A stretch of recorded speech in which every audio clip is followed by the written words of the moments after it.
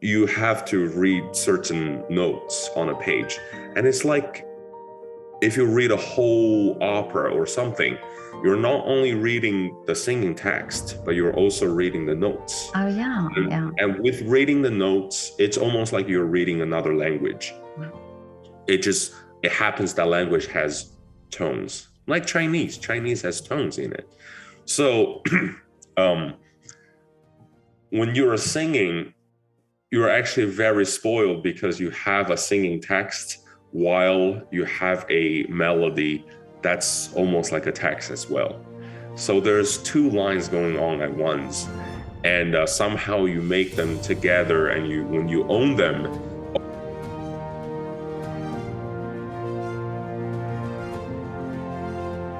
Hello, William. Morning. How are you? I am good, or I'll say guten Morgen. Yeah. It's so lovely to meet you here on Zoom. Yes, likewise. Thank you so much for having me. But William, it looks so sunny there in New York. So it's actually, I made a mistake. The time when you contacted me, I was in New York. I was singing in the Magic Flute production, the Zauberflöte, at the Metropolitan Opera. Now that contract has already finished, so I'm back to my home in Houston, Texas. Oh, I see. Okay. So the time is actually 9:05 a.m. in the morning for me. And so I see, but I see you have your coffee. Yes. It's must. It's a crucial thing. I have to have it every morning. Yeah. Yeah. Is there this? You always hear about these things that singers shouldn't drink coffee. Do you have certain things that you eat and not eat because of your voice? Not really. The moment I decided to become a bass, it's almost like a relief that it's a free pass for basically anything you could think of. The reason why is not because I don't, protect my voice or anything, but to me, sleeping, that's the number one most important thing. And for me to recover from any kind of fatigue or just in general, anything, sleeping will always help.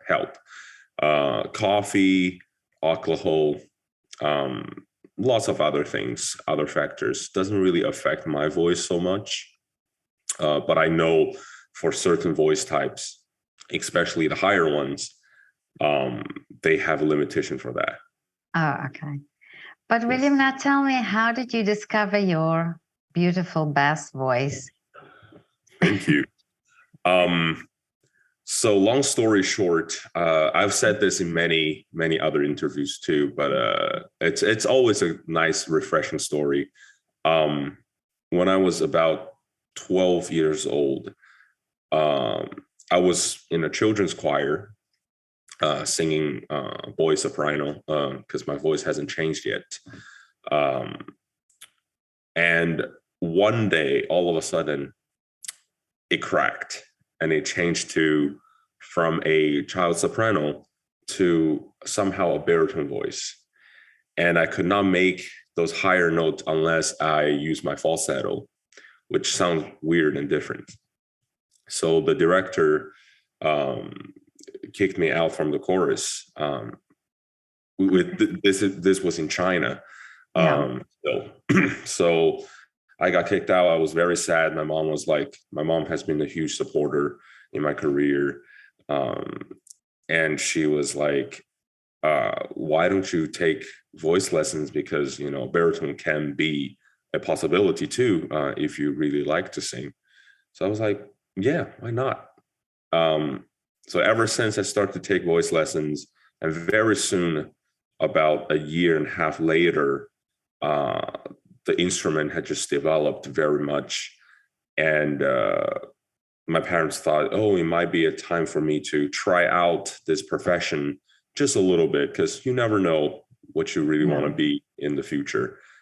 People will say astronauts or scientist or lawyer or dentist. But you can name 1,000 things, but the God only gives you certain talent in a certain field. So I guess this is my field.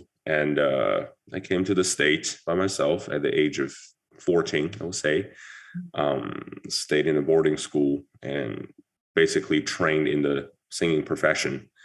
And as my age grew up, the voice keep dropping lower. The range is actually larger now, which I have an impressive range actually, but it lays in the lower side. So I call myself a bass right now.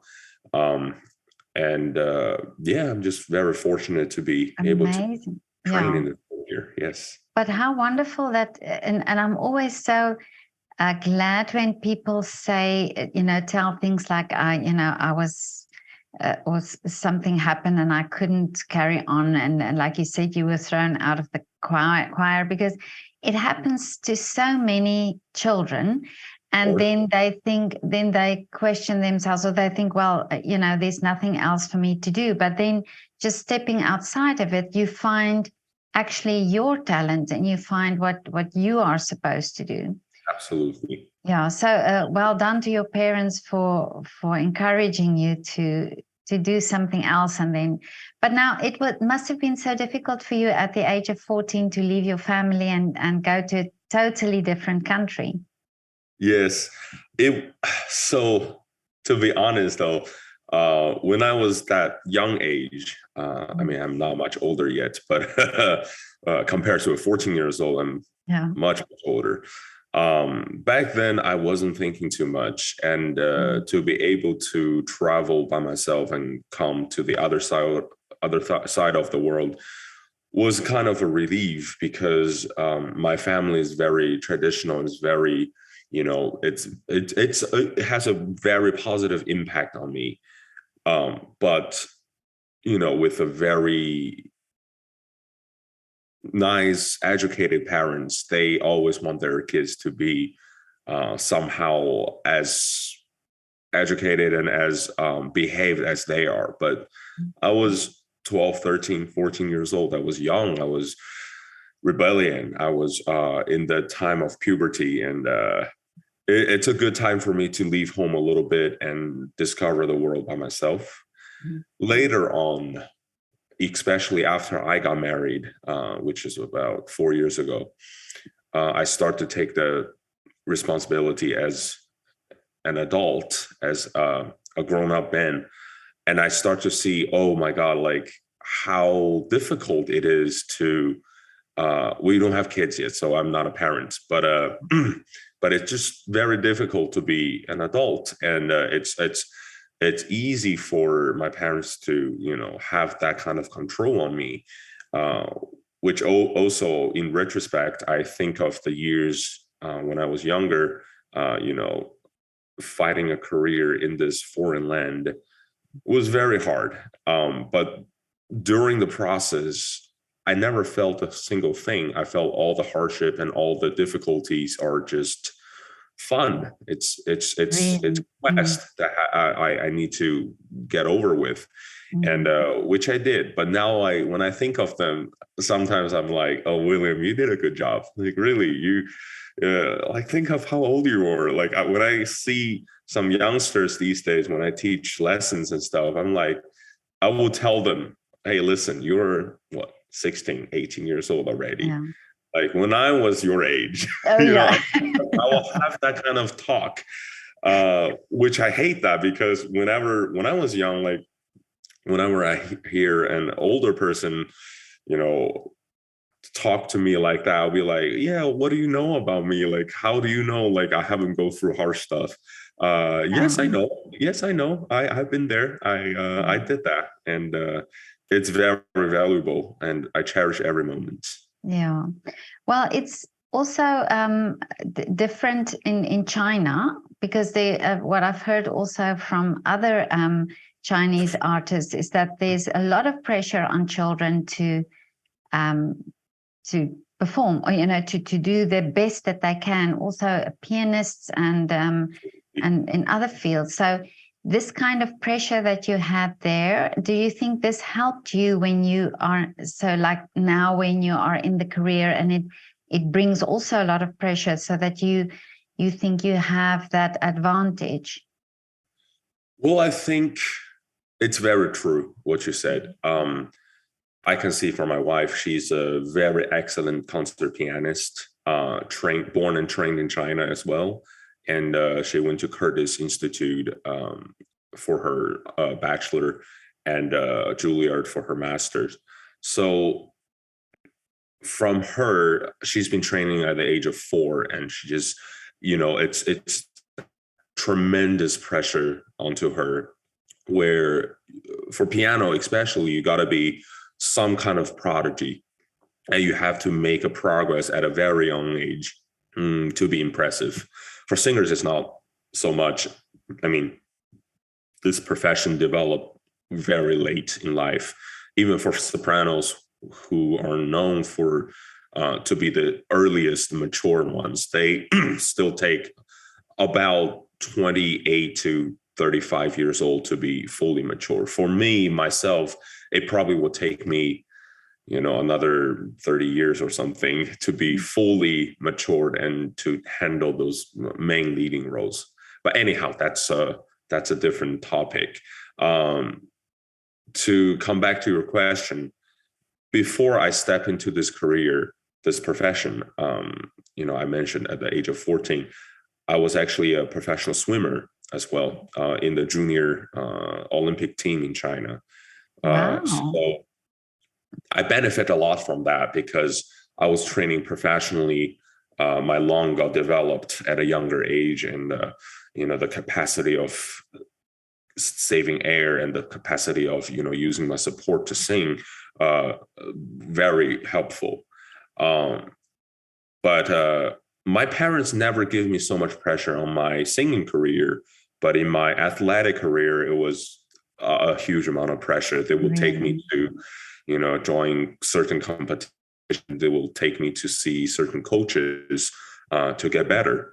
Where I also benefit from that is because later on in my life, when I was singing in competitions or in concerts or in a performance, I will see other colleagues, trembling, shaking, they're nervous, they're everything.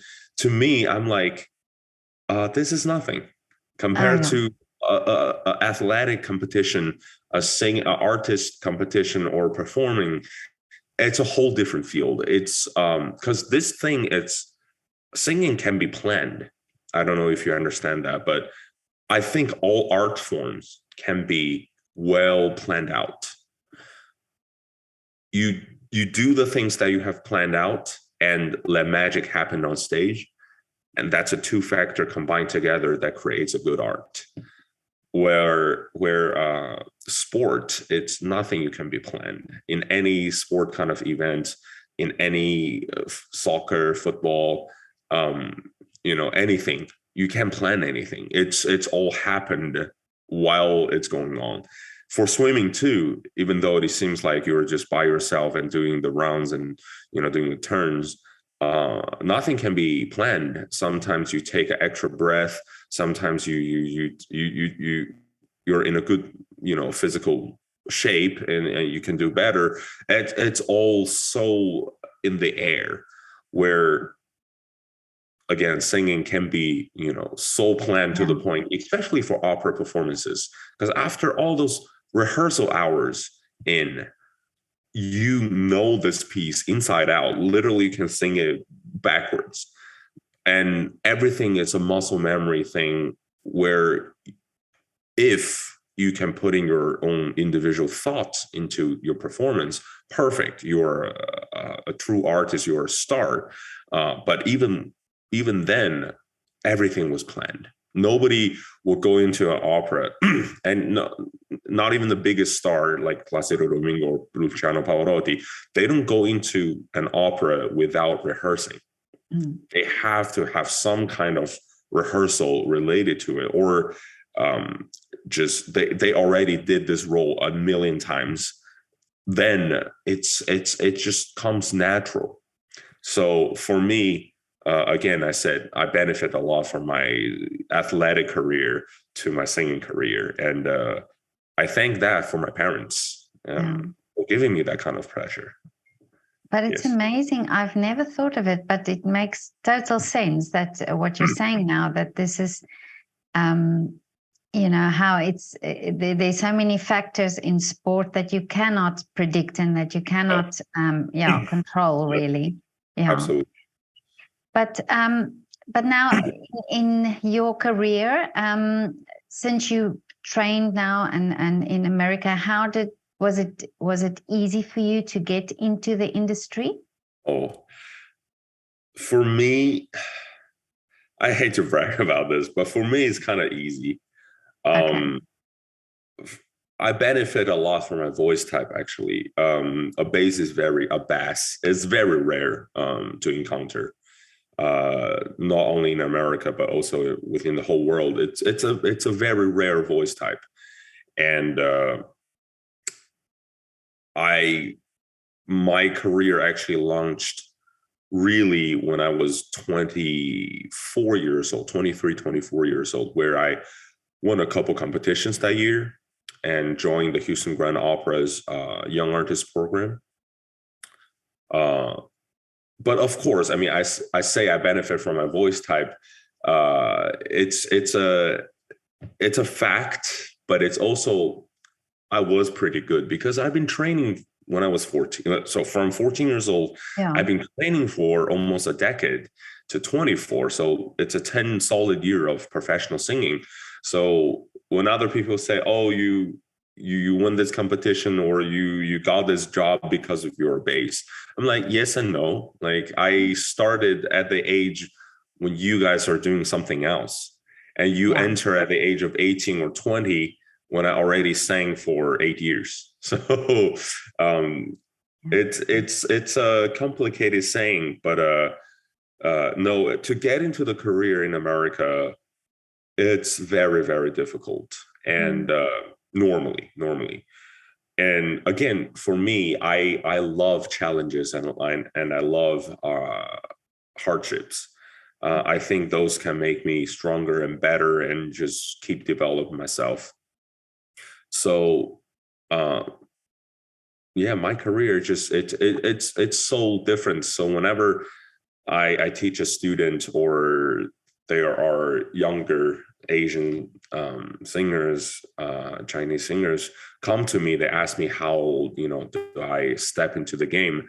I oftentimes couldn't give them a short answer. I can only give them the summer programs I've been to. I've been to Austria once for Franz Schubert Institute in Baden by Wien. And, I go to festivals during the summer. I do school during the year. So I can only give them ideas about like where to go to make your connections and where to go to make possibilities. But I cannot guarantee anyone to have the same path as I did, to be, I hate to say as talented, but to be, some kind of talented and be in the career and have this job as it was given to you. So yeah, it's not easy, but it's different. But now teaching, you said you were teaching as well. And how important is it for you to teach? Wow, this is really good questions, actually. During the pandemic, I did a online audition interview thing with the China Conservatory. Actually, it's called China Conservatory in Beijing. It's one of the biggest conservatory in China, and I was very lucky. They took me in as the vice professor there, and actually, I've been teaching a little bit before that too. But ever since that, there's been students, sending to me through Zoom, sending to me, when I'm in different cities, there are students in different schools doing their college or masters. I will give them consultation lessons and or give master classes. So by teaching people, really elevate myself in terms of singing, in terms of stage presence, because it's a whole it's a whole different game when you try to explain this art form to others. Where I read an article from, oh God, who was it? I can't remember. I can never remember. Feynman, probably Dr. Feynman, or somebody. It's a super famous scientist.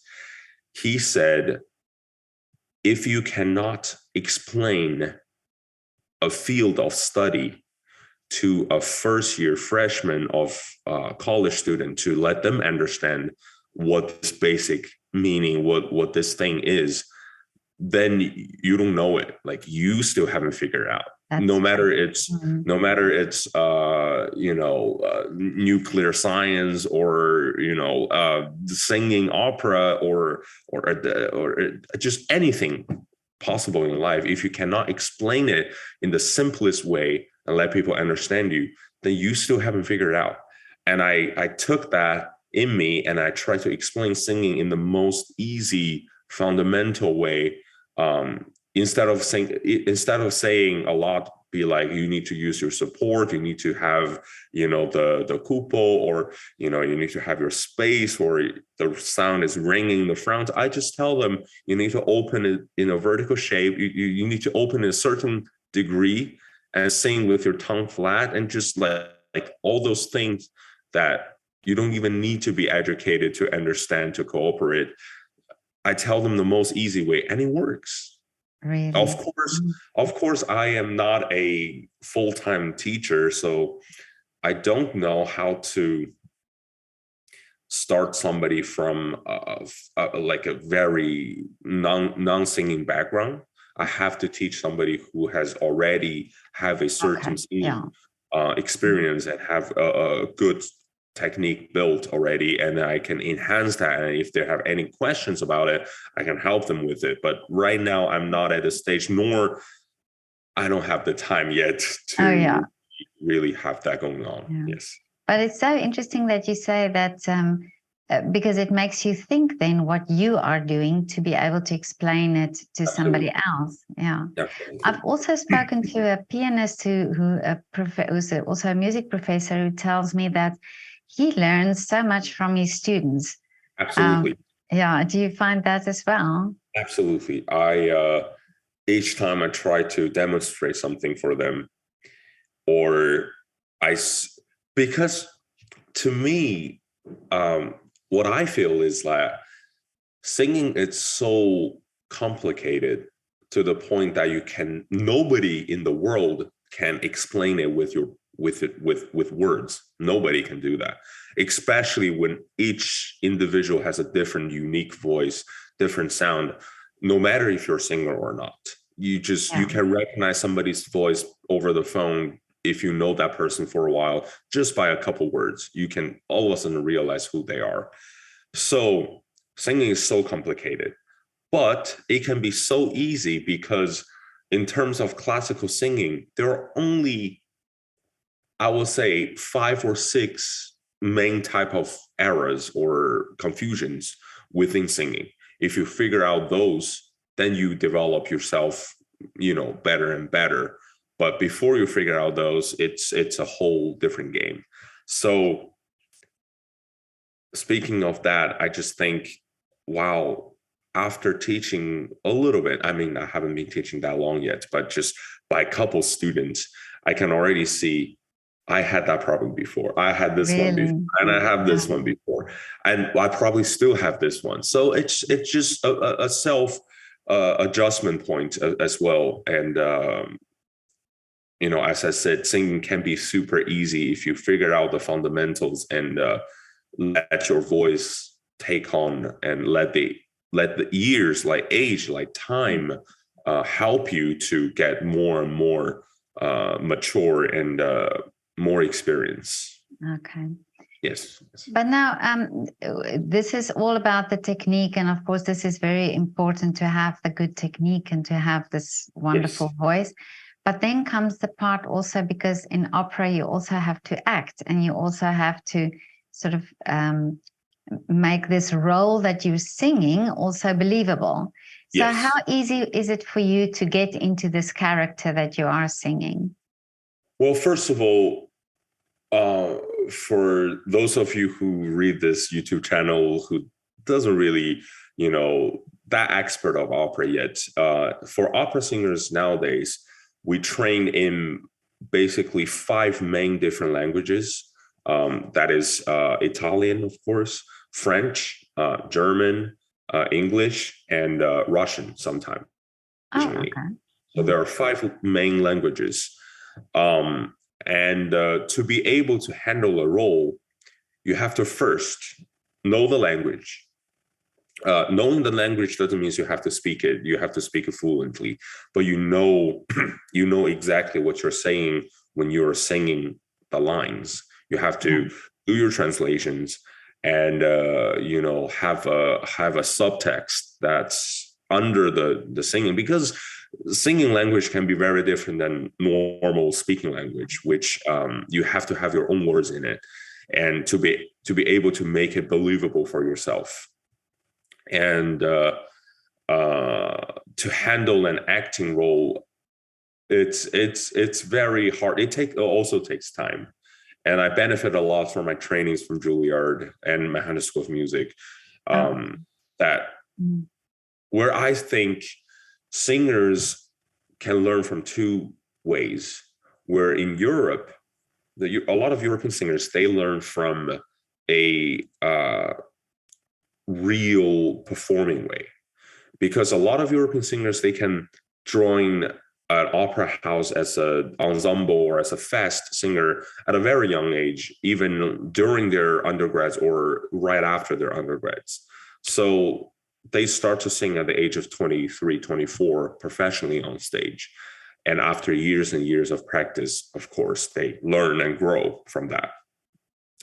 In America, it's not so much, where it used to be after you have a master degree, where you did all your trainings, you can start to join small roles in opera companies. But these days, it's more so you have to have a young artist program Oh, I see. where you join a good size opera house and join their almost like a fast contract for 1 or 2 or 3 years, where you can train from that. So it all depends on how you would like to train and how your sound, how long does your sound get mature from. Uh, but I get benefits so much from my young artist training, where incredibly I was able to practice the things I've trained in school and in a arts program, singing smaller roles, to develop my personality on stage, to develop uh, basically any characters that I might encounter in the future, where of course there are still so many bigger roles and more exciting characters that I need to discover. But so far, I've done a couple productions where I was the principal singers, and um, yeah, I sing and learn while I was on stage, and Amazing. it's a great feeling. It's a great feeling. I can imagine. But it's so interesting that you talk about the languages now, because there's a music professor in South Africa, Conroy Cupido, and Okay. he did a study and a project where he had people sing different languages, and then have artists who didn't understand the language make an artwork from what they heard, I and love that. actually they were so spot on by the art that they did, and just because of the way the people, um, the singers have expressed themselves through the Absolutely. music, yeah. So you don't really have to understand, as the public, as the audience, if the singer, like you say, you can express yourself, or you can express the meaning through how you sing the song or how you present it yourself. Absolutely. Mm. I think that's incredible. I love that project. Uh, for me, if I wanted to back myself up, relating your topic, is that more and more these days, I feel like music is kind of a language as well. So because it's almost like a language, you see on a manuscript paper where with all those little dots on the page. To be able to read them is like to be able to learn characters A, B, C, D, E, F, G. You have to read certain notes on a page, and it's like if you read a whole opera or something, you're not only reading the singing text, but you're also reading the notes. Oh, yeah. Yeah. And with reading the notes, it's almost like you're reading another language. It happens that language has tones, like Chinese. Chinese has tones in it. So when you're singing, you're actually very spoiled because you have a singing text while you have a melody that's almost like a text as well. So there's two lines going on at once, and somehow you make them together. And when you own them, of course, the artist can hear the meaning of the sound without even knowing the language, and to be able to draw something because the music language has already told them what it is and has already expressed itself. So it's very you've clarified it very well, because I think that is really the case, that it works like that. Mm-hmm. But William, tell me now, in America, how is the interest? What is the interest in opera music? Do you have big audiences there, and younger people? Are they interested in opera and classical music? From what I've been through in couple productions, from Houston Grand Opera to Metropolitan Opera to Austin Opera, Boston Opera, all the companies I've been through, I see one thing they're doing really smart is high school nights, or they call it student nights. Really? Oh, that's great. They give free tickets and they invite basically, 20 or 30 schools of students to come see shows during a production run, where that can be tremendously impact in the future, of course. And one night they can be 2,000, 3,000 students in the seats, and they're all cheering. They're all they think opera is like a rock show. They get so excited. I've never seen people get so excited for Carmen, which is really like they're enthusiastic, their passion, it's so full. They elevate the singers as well. They make the singers sing better. And of course, that one night, not everybody can become an opera fan all of a sudden, but if you keep coming, out of the 2,000 people, they can be 100 left in the future, or 200 left in the future. And they add up. So that's a great things that they've been doing. And I think they've been doing it for a while as well. There has been younger generation of audience coming to the theater and start to see it, because the pandemic has been very, very harsh on everybody. It has been tough in the industry for European market, for American market, for Asian market, of course. But people need to find strategy to recover from it. And what I've been seeing in opera houses here is that they start to do smaller productions where they probably spend lesser money, and they start to bring in younger generation of singers to become the leading roles, where first of all, you create a new generation of singers, of course. Second of all, we are cheaper. In any case, we are cheaper in price in negotiating, because we need the opportunities to grow, to learn, and the companies need to save a little money from where instead of you give 10 times the amount of fees to a superstar, you give it to a youngster and let them develop, which can be beneficial as well. So I think for the long run, it's very, very good, and I see a brighter future in the career. Amazing. But when during lockdown, I did a few interviews with artists from all over the world as well, and we spoke about this idea that the reason why art might not be valued so much is that children are not exposed to art as much as before, and this is so wonderful to hear now that you're saying that there are efforts being made to get children into the theater and to get them just exposed to opera. Absolutely. So no, that's just incredible. I think people should, all around the world, should do that and treat art less than a business, but more like an education platform. Exactly.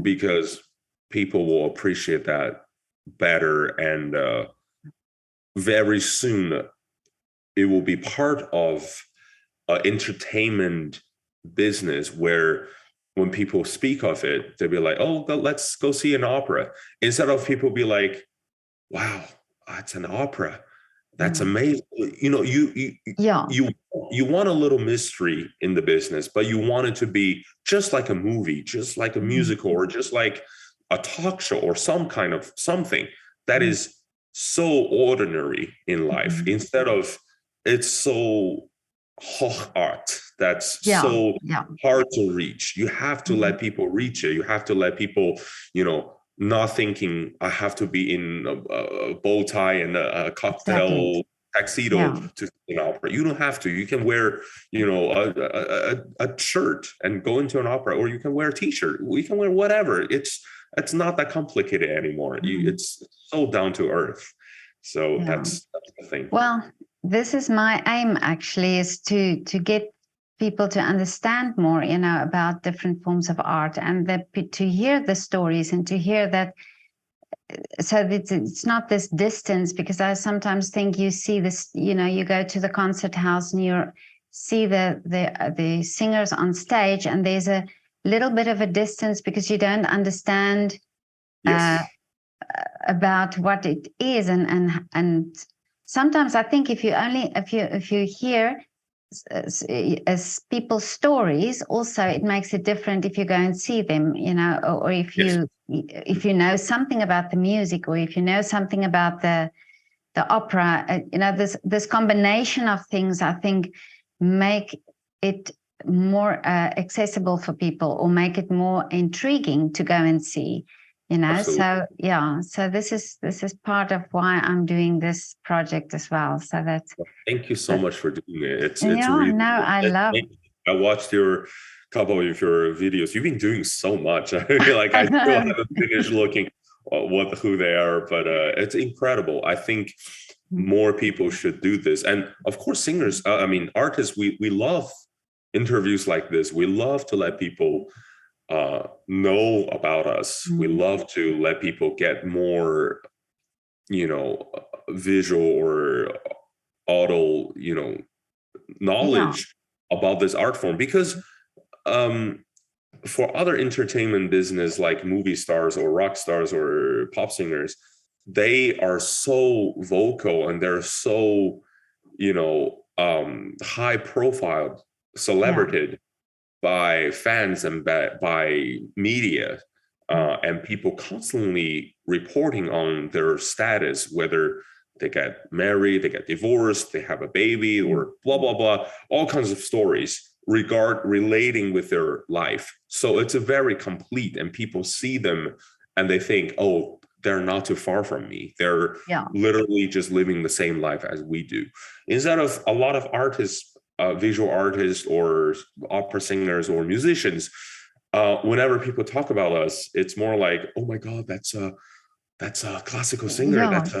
That's a visual artist. That's wow, that's so amazing. But then they all of a sudden they start to lose interest of knowing our, you know, life around us. They start to, you know, neglecting that we are really humans as well. And exactly, you know, it's not that different. It's everything is the same. My doctor always say to me, wow, you sing opera, that's so cool. I was like, doc, you're a doctor. You make so much more money than I do. That's so cool. And he's like, no, you don't know. It's different. I was like, yes, it's different. I make less money. It's different. I know. But it's true, and what I find so fascinating, I mean, I've done over 500 interviews already, and still everybody's story is different. Yes. You know, it's there are some resemblances, but overall, everybody has a total different story. You know, some people come from starting at the age of 4, some started at the age of 16. You know, and the obstacles they had to overcome and things like that. Some come from a musical family, some come from a family where the parents have no clue. You know. And this is what I find so inspirational, and I always wish it could get to the right person, because even if a child doesn't want to become a singer, but there's a story to say that talks about perseverance, that talks about the motivation and the hard work that goes behind all forms of art, and that people just didn't arrive there. It's just not something that you woke up one day and the next day you're a singer. So, you know, and in this world that we live in, where everything is so instant, that we still can appreciate and that we still can acknowledge these paths that people go on to become, you know? Yes. So, yeah. To back you up on that, I many years ago, I watched a TV commercial, not a commercial, it's a TV show. And it's about pop singing, of course. And the coach, who has the possibility of, you know, taking couple singers that is, you know, not professional pop stars yet, but they're good singers and they have the possibility of becoming someone big in the future. The mentor, the coach said, okay, I give you this option. Because everybody say singing is my life, music is my life. Without music, without singing, I will die. Okay, they're willing to do anything for music.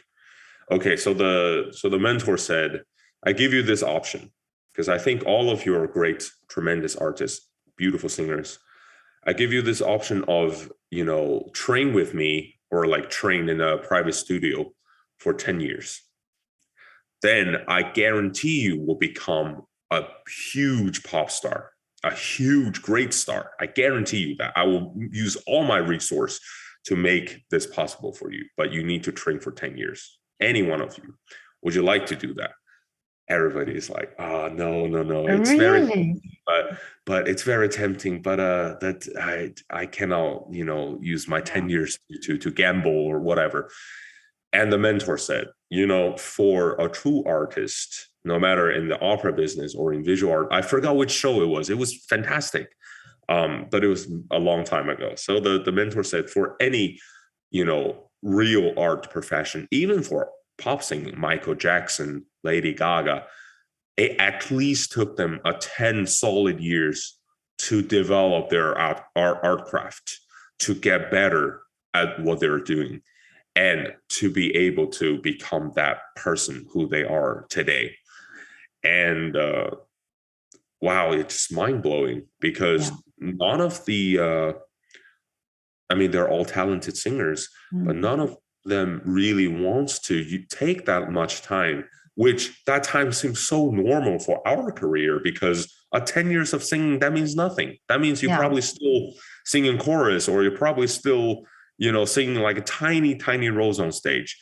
What about it? 10 years, it's nothing for us. But for, you know, a lot of other professions out there, it's like so unreachable. It's almost like your entire career is based on that 10 year. And you probably can get retired after 10 years. It's so different. So but that's so interesting, and it just shows you that the mindset, you know, that you have to have.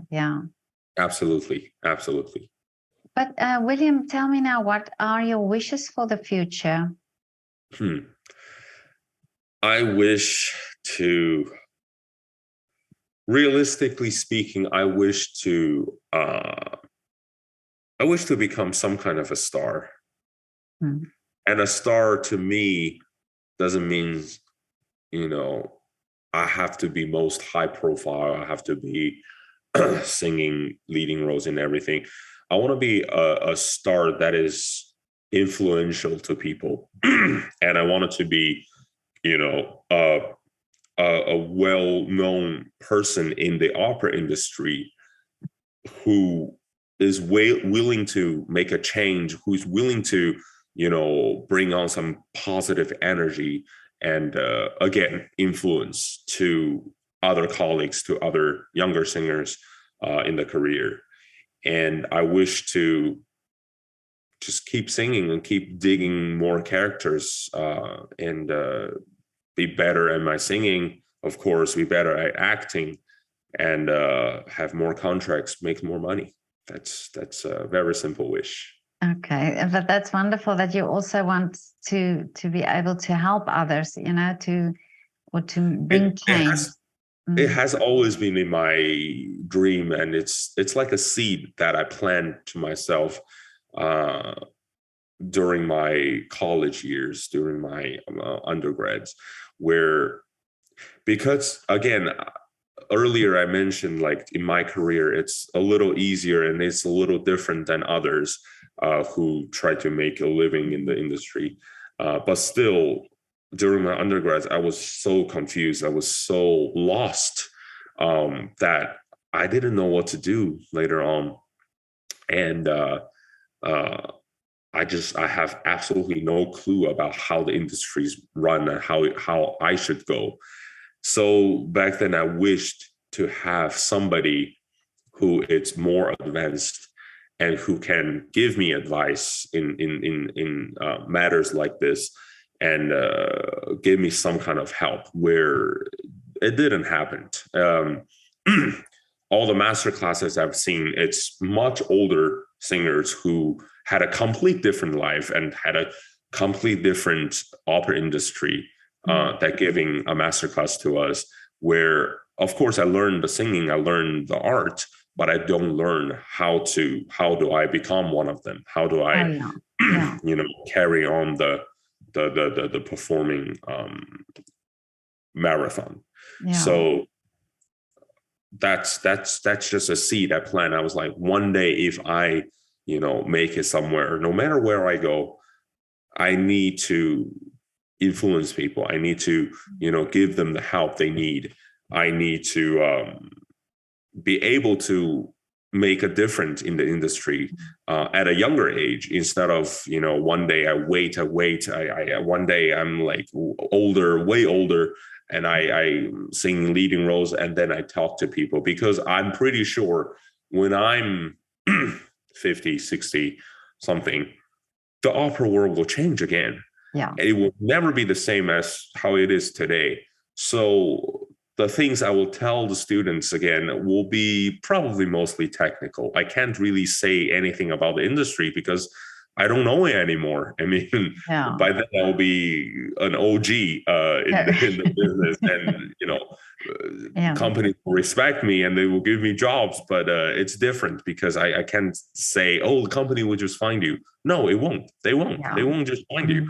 It's a different game. You have to play your own game. So to be able to do that at a younger age is very, very crucial. It's very beneficial. This is very important that what you're saying now. And I think it's, this would be very helpful as well for many young artists. Yes. To have that advice. But William, this was so lovely to talk to you, and so interesting, really. And but first, before we go, I want to ask you, what do you drink after a performance? Wine or beer? Or coffee? After a performance? Yeah. Normally nothing. Really? Okay. No, for me, I don't really have a certain tradition yet. I know there are singers, especially in the older generation, there are singers who has to eat pasta before going on stage, who has to have a whole turkey after singing, or like all kinds of eating or drinking stories. But these days more and more, because like I said, it's more down to earth. It's more a lot of younger generations are in the industry now. It's just like a normal job. We don't like, there are people who likes to drink. There are people who likes to drink beer or whiskey or whatever after performance. Of course, not even after performance, probably like an every night ritual thing. They just do it every night. For me, it could be beer, it could be, juice, it could be water, it could be yeah. So there's no ritual to that. Normally after performance, I just go home and watch TV. And that's it just I think nothing happened. Yes. I heard a soprano once said, when I asked her what she does before a performance, she said she eats a hamburger. Oh, and perfect. And you couldn't have, I would think a soprano would eat a salad, but she eats a hamburger. And I think these preconceptions that we have, so exactly. Well, I eat all kinds of things. I can have I can have a croissant, I can have a chocolate roll, I can have all kinds of stuff. I have to be full before I sing. Not like complete full to hear. I have to have energy to sing a big performance. Otherwise, by the end of the night, I'm already dead. There's no energy left. So I have to eat a lot of protein, things. And I get hungry very easily. So even during performances, I have stuff to eat and drink, keep my energy going, which that's another miscommunication a lot of people have. They cannot eat too much because they need to sing. They can't have food stuck in their in their digest system and blah blah blah. No. We eat all kinds of stuff backstage. Oftentimes backstage we have a little iPad on the side watching a football game or a sport game while the other year listening to the God mic that shows where it is on stage, while eating something, fries or chicken nuggets on the side. And then if it's our turn, clean it up, wash up, drink a little water, dress up, and go on. That's all. It is what it is. Amazing. Yeah. Yes. Well, you've cleared now a mystery up to me. Oh, good. I'm glad. So it's really not that different. I mean, it's really not that different than a person who sits in the office all day and have their lunch break and stuff, like have a snack, stuff like that. Not that different. Yeah. Well, William, this was really so lovely, and I wish all your wishes come true. Thank you so much. And I hope to see you one day in Vienna again when you come. Yes, I would love to. Hopefully, sometime soon. I would love to. I love the city. Okay, but you have to let me know when you come, and we'll grab a coffee. Yeah. Absolutely. Okay. All right. Have a lovely afternoon. Bye.